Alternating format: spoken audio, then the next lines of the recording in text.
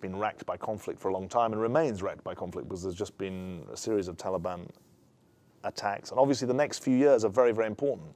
The point I made to the BBC was that it's almost the worst possible time for the West to think that as it withdraws militarily, it can wipe its hands of the humanitarian needs there, because that is really asking for trouble. Many of your listeners may have watched Charlie Wilson's War. I don't want to descend this into this conversation into too simplistic a tone.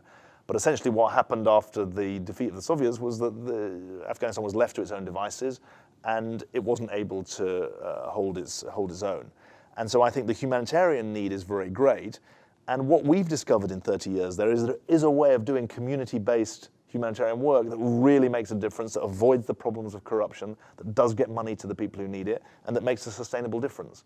We're in about 9 of the provinces of Afghanistan, and I feel very strongly that we owe it to the people there not to feel that a military withdrawal is the same as a humanitarian divorce. Right. And I think it's really important that we don't lose faith with those people, not least they're our own staff. I mean, we've got 700 staff there, and we did a survey of them in March and published it in April.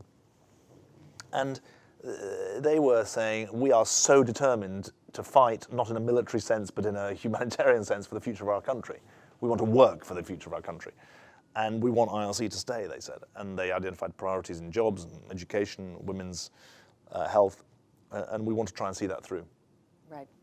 I agree with you completely. I spent some time working on Afghan-Pakistan policy and in Afghanistan and Pakistan for the U.S. government.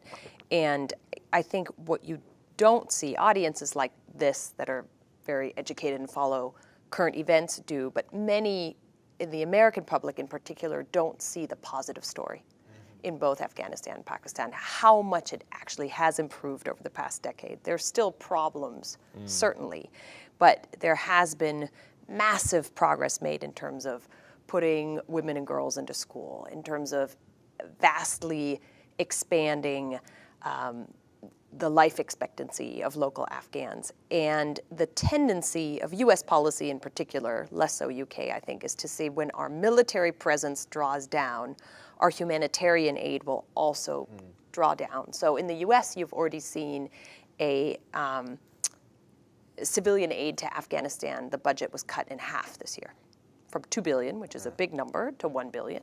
And we have budget issues, so we need to be careful about those things. But how do you see that? A lot of your money as an organization comes from governments around the world. Do you see those budgets for the International Rescue Committee shrinking as well? Well, we are increasingly successful in applying for government grants, but it is